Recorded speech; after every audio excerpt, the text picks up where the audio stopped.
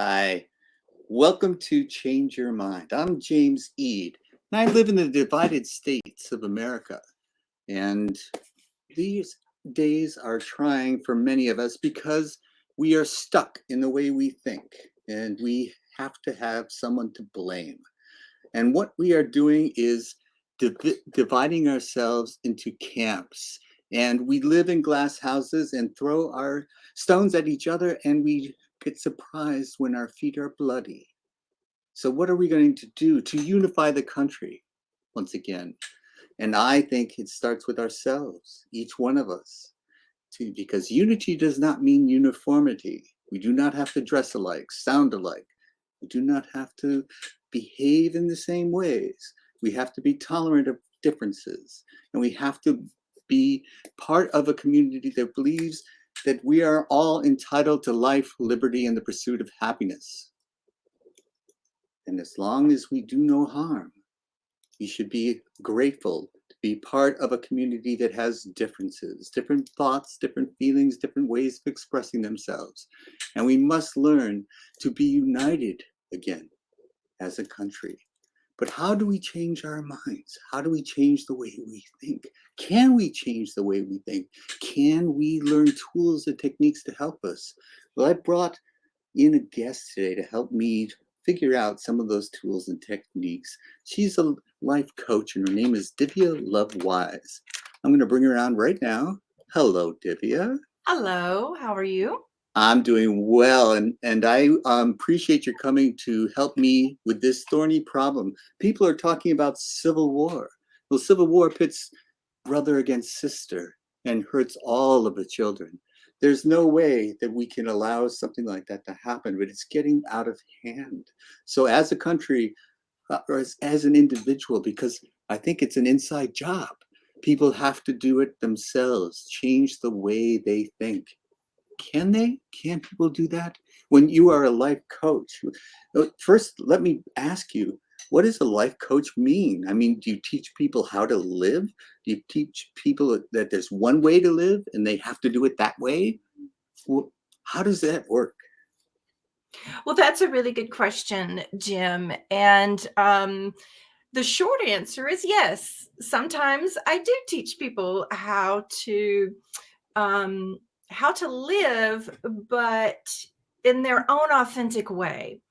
And it's more about teaching people how to think. So, what you're speaking to is a very powerful resource, that we can we can reframe our thoughts. We can utilize several different tools to help us navigate this, really challenging times that we're going through, where, like you say, it is divided. And oftentimes we can take these divisions personally, especially if it's with a family member or a friend Mhm. group or at work.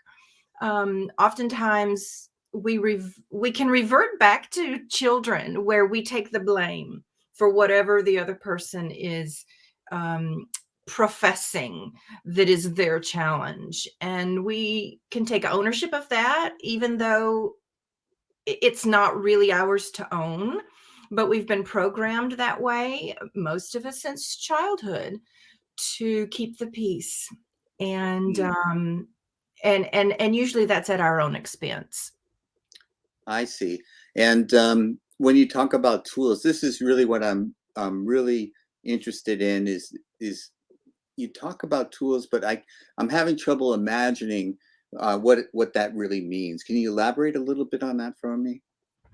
Sure. One of the things that really makes a life coach a valuable resource to have uh, is that we do come with a pocket full of tools and techniques that can be applied to any situation and help to really change your mind. Exactly what the name of your show is, to change your mind about what is happening, what you're experiencing, or what you're seeing. And just to name a couple of those tools, and I can go in a little more detail about what they are and how to use them. I mentioned already, like, a reframe. That is a tool that sounds, kind of obscure, but, there are some people who have one way of looking at things. And, we often hear people say, well, this is the only way this can happen. And if it doesn't happen this way, then what am I going to do? But in reality, there are unlimited ways something can, someone can perceive something. And oftentimes we go to our programmed response, where we're more of reacting to what we're experiencing or seeing or hearing or feeling, instead of responding or being, proactive. I And so, love that. yeah, Because yeah, what I look at is like, I get a stimulus and it hits the base of my skull into my amygdala, and then I have a pre-programmed, as you mentioned, pre-programmed response to that, not response, but a reaction to it. reaction. And Yes. it's an instinctual kind of thing, and there's no frontal lobe activity that Right. says I'm deciding to behave this way. I just Right. do it. And so I've been trying to stop doing that. And one of the ways I do it, and tell me if this is a tool that you would recommend, is I take a deep breath sometimes before I engage in the behavior. And I find that moment of reflection, even if it's like in nanoseconds or milliseconds, that's enough for me to change my behavior. Yes, and that is so important, that you mentioned the breath. Science has shown that when we can control our breath, we can control our mind. And and yes, and in life coaching, we learn and teach that our thoughts create our emotions, and then our emotions we act from those emotions. And so when you can take that breath, just a deep breath, uh, it does more than just bringing oxygen into your body. It Mhm. actually has a direct effect on your brain.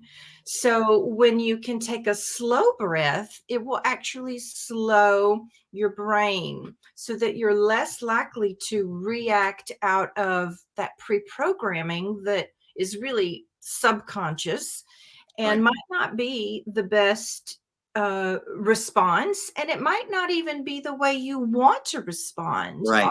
That's what I'm feeling, is like so Yeah, many times those reactions, those instinctive reactions that happen without thought, I regret them.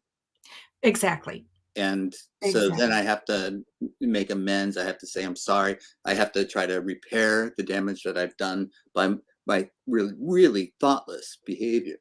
But if I can take that deep breath and behave in a way that is of my choosing rather Yes. than of my programming, like my little kid programming, where I Right, just you hurt my feelings, I want to hurt you, whack. right, right, exactly. And taking that breath gives us a moment to also pause in our response, and it gives us a moment to then add in another tool, like reframing. For instance, I'll go back to the reframing, like the example, if someone says something and it hurts our feelings, um, we're going to take ownership of that and say, well, I must have done something. That might be our first response and reaction. And if we take that deep breath in through the nose and out through the mouth, and slowly, it gives us a moment to stop, the response so that our brain can slow down and move to a different part of the brain, actually. Like you mentioned, the back of the brain, the amygdala, and, that area is our primitive area.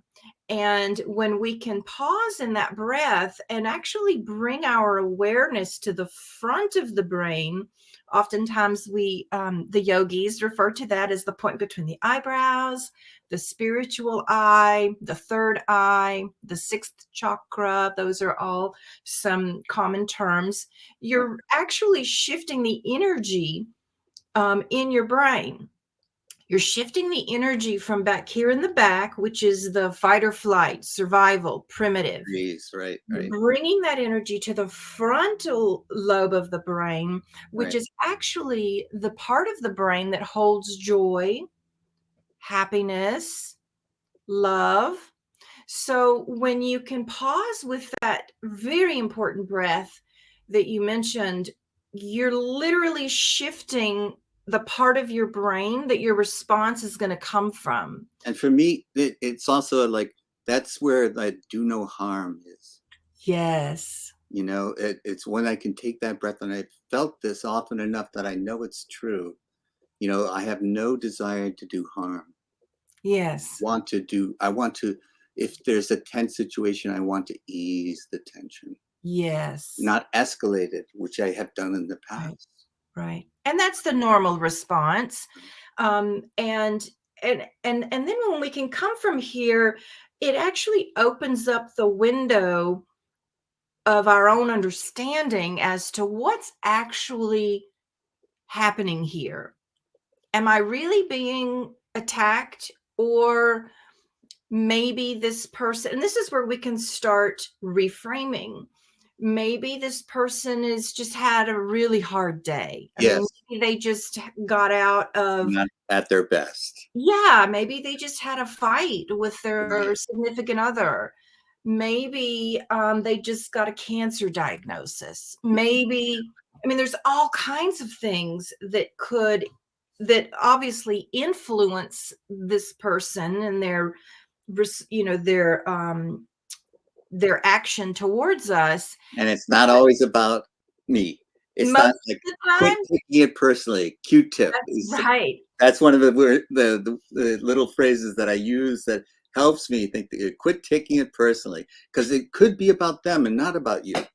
Exactly. And most of the time, It it is. is. I Yeah. mean, if you're somewhat conscious about moving about the earth in a conscious way, Right. you're not out there saying things and doing things that would elicit that type of response from others. Right. So when that happens, kind of catches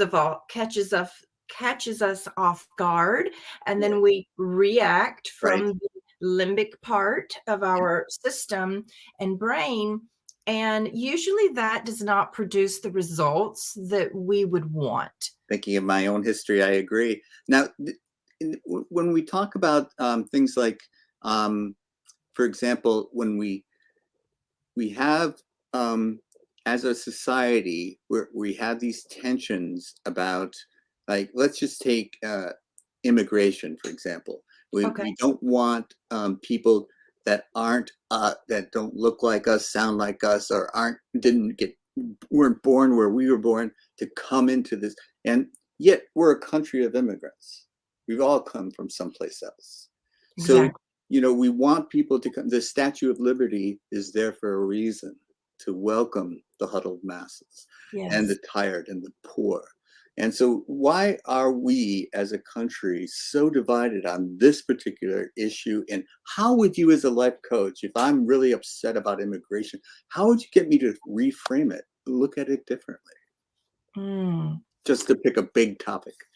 Yeah, that's a great question, and that is an important topic, because we all come from somewhere, and it's really just a matter of, we don't really choose where we're born. Right. And yeah, so I appreciate that question. I think that one of the tools that or I like to call this one a superpower. Oh, Um, one it's a super like a super tool, is to practice compassion or empathy. Most of our ancestors, unless you're indigenous, are not from here. And I think if there's a way in having a conversation with someone like that, that's a topic that's easily escalated right. when people have opposing views and try to have a conversation about it. I think being able to bring that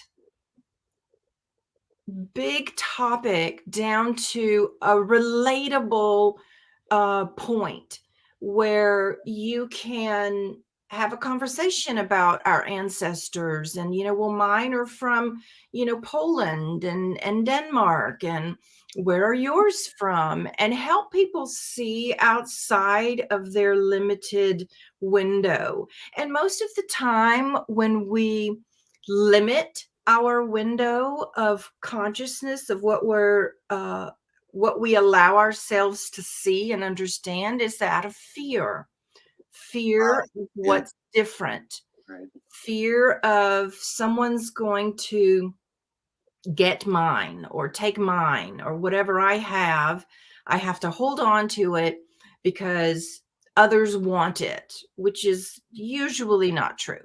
That's just an assumption, which is another tool. And I think this particular subject about immigration is a wonderful place to apply the tool of assumption. It's a little bit harder to navigate without, a life coach or someone helping. But, the what are all of the assumptions about immigrants? Right. There are so many, but they're just assumptions. Well, they're here to take my job. Right. They want to come here and not pay taxes, or they want to come here and have babies. And Yeah. but all of those are assumptions. Because what we find is that people are coming and doing jobs that we don't want to do ourselves. Exactly. And so a lot of those assumptions are just false. But I think rather than challenging people, which I find to be counterproductive, Yeah. to maneuver the conversation. I don't know if I'm using the right terms. You can coach me on that. But towards like setting policy. Like we're a nation of immigrants. We all want immigrants to come in and replenish our society and Yeah. re-energize it and start businesses that we wouldn't have started and do all the things that immigrants have continuously done for this country. We all want that, but how do we manage it? And so we talk about specific policies, Yeah. not necessarily, you want to build a wall to keep them out. That's not really solving the problem. How do you allow them in a manageable way? And then you get into this, wow, this is a really hard problem. And then you start thinking together instead of arguing together. Yes. I love that. I really like that, bringing it down to the policy. And also another really important tool That's is reframing. I'm just curious, is that reframing? it is no, that wouldn't be reframing. Reframing would be I don't know if that would go well. Reframing would be if someone said, to you in a conversation, Just temporarily paused. There we go. I'm not sure if what the word is if it's not reframing. reframing. Yeah.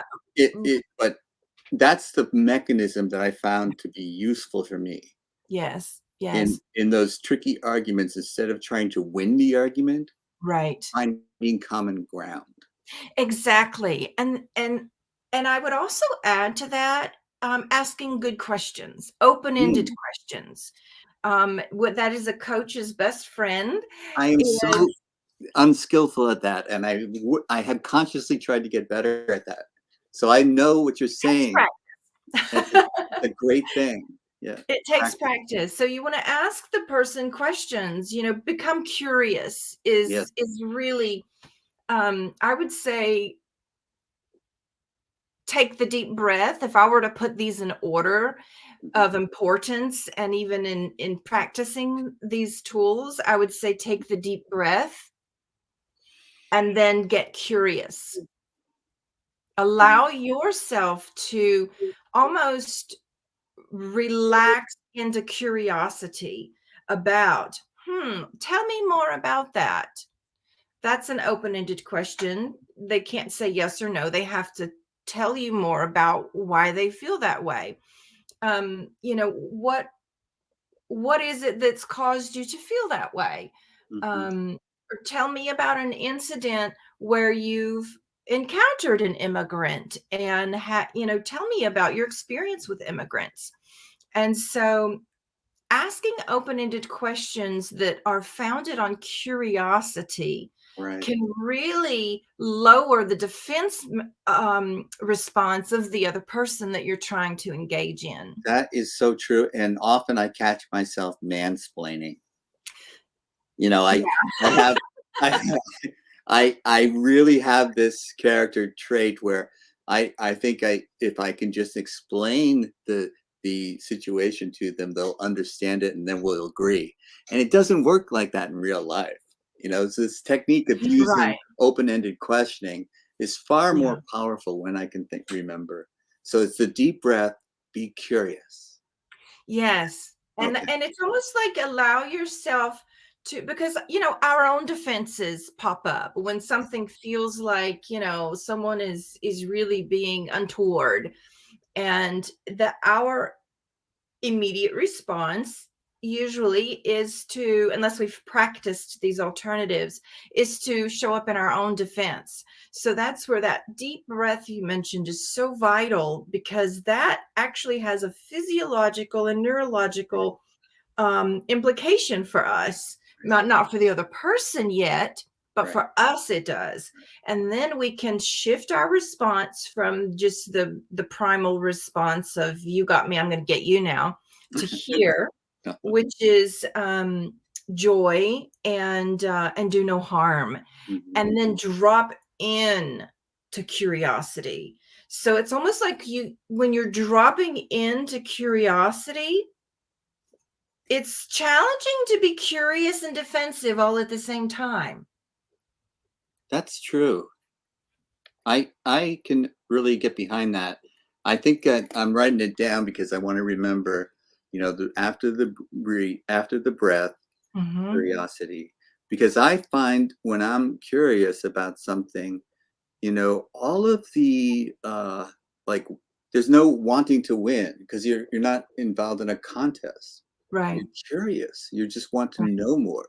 Yeah. And when I'm in the mode of learning, it's much better than when I'm involved in interactions like we're talking about than explaining, you Yeah. know. Lecturing doesn't get me as far as Yeah. thinking, letting the other person feel like they're heard. Right, right. And the other tools are really, really great is acknowledging and validating. So, Oh, for instance, if let's use your immigration example, which I really like that. We're having a conversation with someone about immigration, and they're like,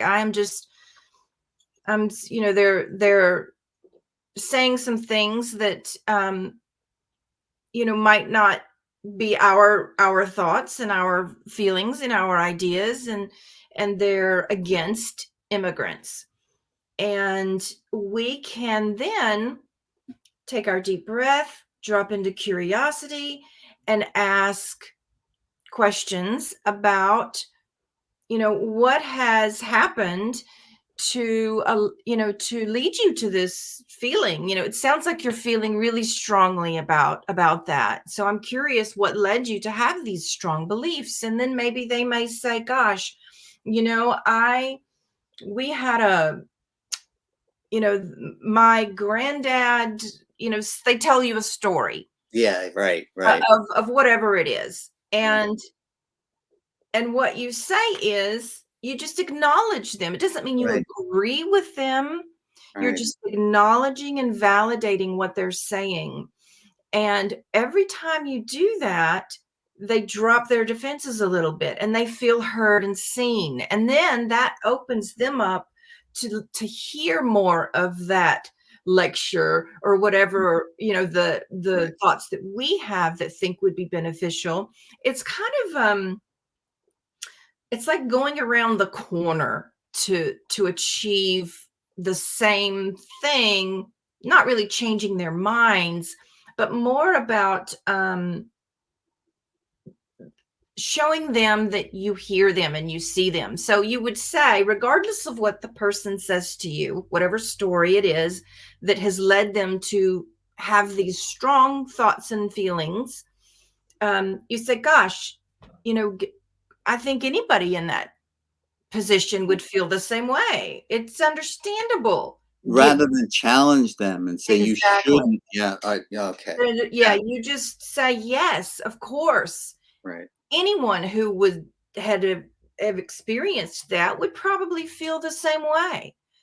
Um, and then it opens the door for the other person to relax their defenses, because now you're not trying to convince them of anything. Right. You've heard them. I mean, you've seen them, and Yeah. people feel that They when do.